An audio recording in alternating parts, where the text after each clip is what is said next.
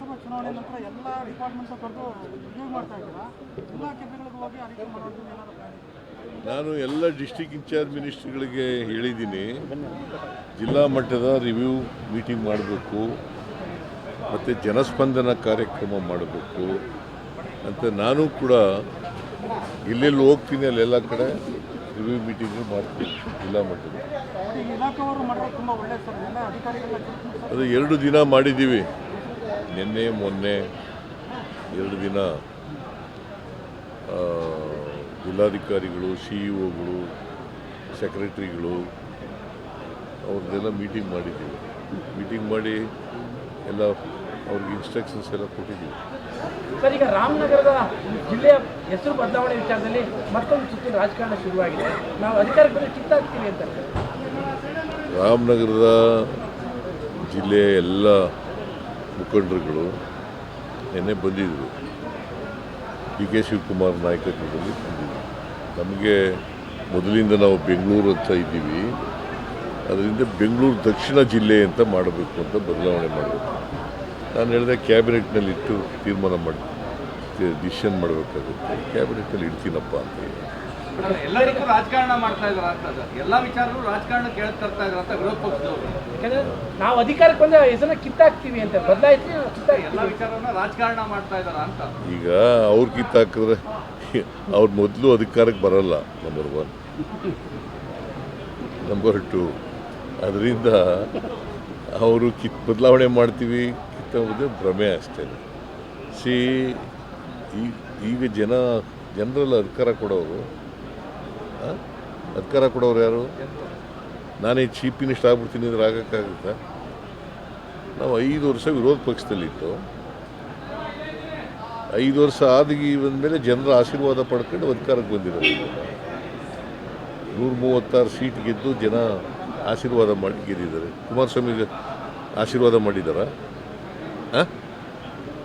Chief minister ಆಗುವಂಥ ಆಶೀರ್ವಾದ ಮಾಡಿದ್ದಾರೆ ಅವ್ರಿಗೆ. ನೋಡೋಣ ಮುಂದಿನ ಚುನಾವಣೆಯಲ್ಲಿ ಜನ ಏನು ತೀರ್ಮಾನ ಮಾಡ್ತಾರೆ ಅಂತ ನೋಡೋಣ. ಅದು ಇಡಿ ಅವ್ರ ಕೆಲಸ ಅವ್ರು ಮಾಡಲಿ, ನಾವು ಅದಕ್ಕೇನು ಇಂಟರ್ಫಿಯರ್ ಆಗಲ್ಲ.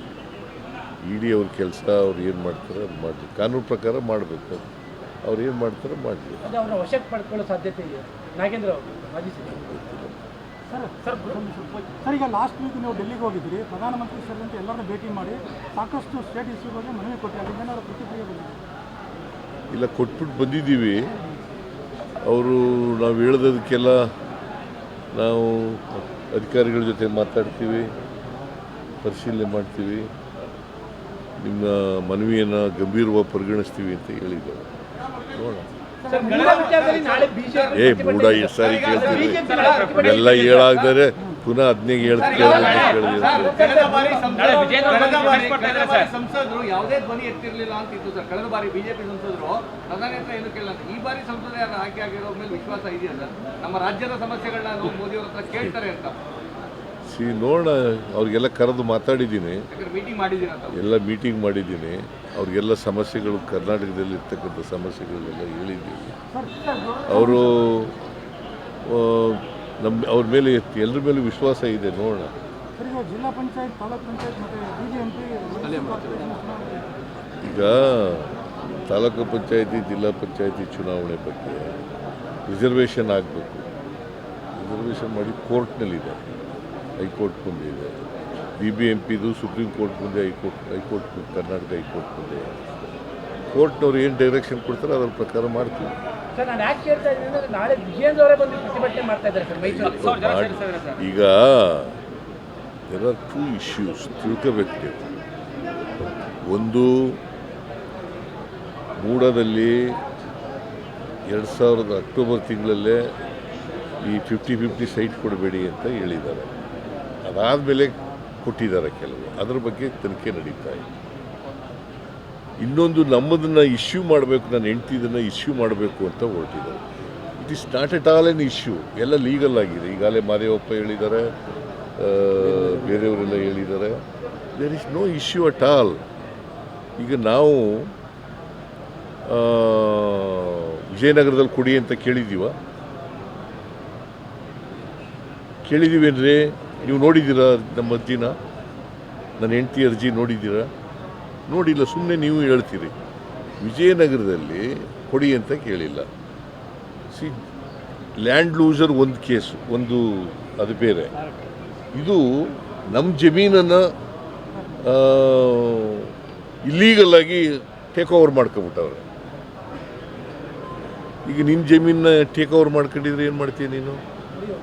ಹಾಂ, ಅಲ್ವಾ, ಕ್ಲೈಮ್ ಮಾಡ್ತೀಯಲ್ವಾ?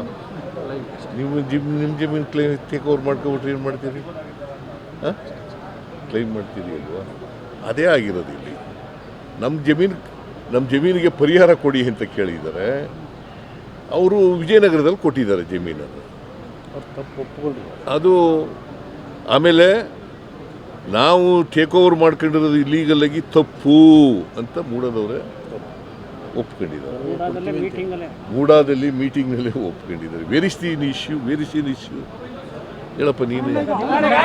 ಅಲ್ಲಲ್ಲ, ನೋ, ನಾನು I am not asking Vijendra, because Vijendra political ಆಗಿ ಮಾಡ್ತಾ ಇದ್ದಾರೆ. ಮೇಡಮ್ ವಿಚಾರದಲ್ಲಿ ಕ್ಲಾರಿಟಿ ಇದೆ ಸರ್, ಕಾನೂನಾತ್ಮಕವಾಗಿದೆ ಅನ್ನೋದು ಬಹುತೇಕರು ಅಭಿಪ್ರಾಯ ಪಟ್ಟಿದ್ದಾರೆ. ಆದ್ರೆ ಆ ನಂತರದಲ್ಲಿ ಕೆಲವೊಂದಿಷ್ಟು ಇಲ್ಲಿಗಲ್ ನಡೆದಿದ್ದಾವೆ. ಇದನ್ನ ಹಿಡ್ಕೊಂಡು ಅದು ಎಂಕ್ವೈರಿ ಮಾಡಿಸ್ತಾ ಇದ್ದೀವ್ರಿ. ಇಬ್ಬರು IAS ಆಫೀಸರ್ ಕೈಲಿ ಎಂಕ್ವೈರಿ ಮಾಡಿಸ್ತಾ ಇದ್ದೀವಿ. ಅದು ಏನು ತನಿಖೆಯಾಗಿ ಏನು ರಿಪೋರ್ಟ್ ಬರ್ತದೆ ನೋಡೋಣ. ತನಿಖೆಯಾಗಿ ರಿಪೋರ್ಟ್ ಬಂದು ಕಾನೂನು ಬಾಹಿರವಾಗಿ ಆಗಿದ್ದರೆ ಡೆಫಿನೆಟಾಗಿ 100% ಆಕ್ಷನ್ ತಗೋತೀವಿ. ನಂಬರ್ 1.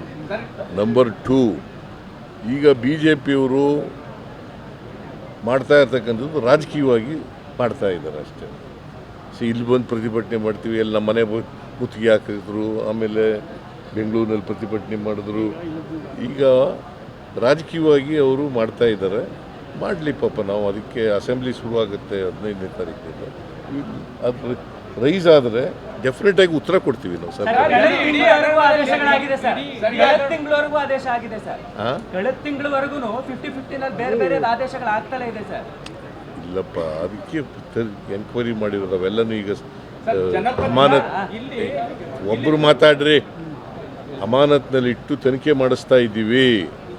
ಇಬ್ಬರು IAS ಆಫೀಸರ್ಗಳಿಗೆ ತನಿಖೆ ಮಾಡಿಸ್ತಾ ಇದ್ದೀವಿ. ಒಂದು ತಂಡ ರಚನೆ ಮಾಡಿದ್ದೀವಿ. ಅವರು ಏನು ವರದಿ ಕೊಡ್ತಾರೆ, ಆ ವರದಿ ಕಾನೂನು ಬಾಹಿರವಾಗಿ ಹಂಚಿಕೆ ಆಗಿದ್ದರೆ 100% ಕ್ರಮ ತಗೋತೀವಿ. ಜನಪ್ರತಿನಿಧಿಗಳ ಒಳಗೊಂಡಂತಹ ಬೋರ್ಡ್ ಅನ್ನ ರದ್ದು ಮಾಡಬೇಕು ಅನ್ನೋದು ಸಾಕಷ್ಟು ಜನರ ಒಂದು ಒತ್ತಾಯ ಆಗಿದೆ. ಕೂಡದಲ್ಲಿ ಜನಪ್ರತಿನಿಧಿಗಳನ್ನ ಒಳಗೊಂಡಂತಹ ಒಂದು ಇಲ್ಲ, ಅದು ಕಾನೂನು ಮಾಡಬೇಕು ಅಂತ ವಿಚಾರ ಮಾಡ್ತಾರೆ. ಈಗ ಹಿಂದೆನೇ ಇದು ಚರ್ಚೆ ಆಗಿತ್ತು. ಕುಂಟರಾಮಣ್ಣವರು ಮೆಂಬರ್ ಇದ್ದಾರಲ್ಲ, ಅವರು ರಾಮಣ್ಣ ಅಂತ, ರಾಮಣ್ಣ ಅವರಿದ್ದಾಗ ಚರ್ಚೆ ಆಗಿತ್ತು ಒಂದು ಸಾರಿ, ಮೆಂಬರ್ಗಳನ್ನ MLAಗಳಿರ್ಬೇಕಾ MLCಗಳಿರ್ಬೇಕಾ ಅಂತ. ಸೊ ಅದ್ರ ಬಗ್ಗೆ ಈಗ ಒಂದು ಅಭಿಪ್ರಾಯ ನೋಡೋಣ, ಇನ್ನು ಚರ್ಚೆ ಮಾಡಿ.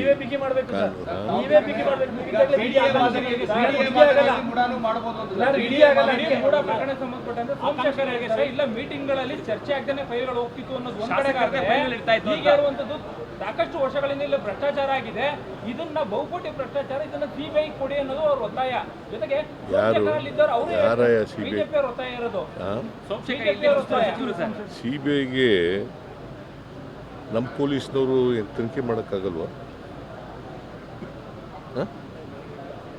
ನಮ್ಮ ಪೊಲೀಸ್ನವ್ರು ಇರೋದು ಯಾಕಪ್ಪ ಹೇಳೋದು ನೀನು? ನಾನು ಅನೇಕ CBI ಕೊಟ್ಟಿದ್ದೀವಿ. CBIನಲ್ಲಿ ನಮ್ಮ ಸರ್ಕಾರ ಇದ್ದಾಗ ಕೊಟ್ಟಿದ್ದೀವಿ. ಅವ್ರು ಯಾವ್ದಾದ್ರು ಕೊಟ್ಟಿದ್ರ? ಯಾವುದು ಕೇಸ್ ಬಂದು ಹೇಳು. BJP ಅವ್ರು ಕೊಟ್ಟಿದ್ದು ಸರ್ಕಾರದಲ್ಲಿದ್ದಾಗ ಇಂಥದ್ದು BJP CBI ಕೊಟ್ಟಿದ್ದೀವಿ ಅಂತ ಹೇಳು, ತೋರಿಸು. ಅಲ್ಲ, ಸೋಮಶೇಖರ ಇದು ಬಿಟ್ಬಿಟ್ಟು ಅದೇ ಹೇಳ್ತಾ ಇದೆಯಲ್ಲ ನೀನು. ಅವ್ರ ಅಧಿಕಾರದಲ್ಲಿದ್ದಾಗ CBI ಕೊಟ್ಟಿರ್ತಕ್ಕಂಥ ಒಂದು ನಮ್ಮ ಪೊಲೀಸ್ನವ್ರಿಗೆ ತನಿಖೆ ಮಾಡೋಕ್ಕಾಗಲ್ವ ಅವ್ರ ಕೈಲಿ? ಈಗ ಸೂದಿದ್ದಾರೆ ಡೈರೆಕ್ಟರ್ ಆಫ್ CBI. ಅವ್ರು ಎಲ್ಲಿ ಪೊಲೀಸ್ನವರು? ಅವರು ಕರ್ನಾಟಕದಲ್ಲಿ DG ಆಗಿದ್ದವರಲ್ವ, ಅವರೇ ಡೈರೆಕ್ಟರ್ ಆಫ್ CBI. ಯಾಕಂದರೆ ನಮ್ಮ ಪೊಲೀಸ್ನವ್ರಿಗೆ ಸಾಮರ್ಥ್ಯ ಇದೆ ತನಿಖೆ ಮಾಡಲಿಕ್ಕೆ. ಅದರಿಂದ ನಾವು ಅನೇಕ ನಮ್ಮ ಸರ್ಕಾರಗಳಲ್ಲಿ ಇವರು ಬಿ ಜೆ ಪಿಯವರು ಏನಂತಿದ್ರು ಗೊತ್ತಾ ಸಿ ಬಿ ಐಗೆ? ಗೊತ್ತಾ ನಿನಗೆ? ಚೋರ್ ಬಚಾವ್ ಸಂಸ್ಥೆ ಆ ಥರ ಹೇಳ್ತಿದ್ದವರು. ಈಗ ಸಿ ಬಿ ಐ ಕೊಡಿ, ಸಿ ಬಿ ಐ ಕೊಡಿ, ಸಿ ಬಿ ಐ ಕೊಡಿ. ನೀನು ಅದನ್ನು ಅವ್ರು ಹೇಳೋದು ಸಿ ಬಿ ಐ ಕೊಡಿ. ಯಾಕೆ ಅವ್ರ ಪೊಲೀಸ್ ಕೂಡ ಕೇಪಬಲ್ ತನಿಖೆ ಮಾಡಲಿಕ್ಕೆ. ನಮಗೆ ನಮ್ಮ ಕರ್ನಾಟಕದ ಪೊಲೀಸ್ನವ್ರ ಬಗ್ಗೆ ನಂಬಿಕೆ ಇದೆ.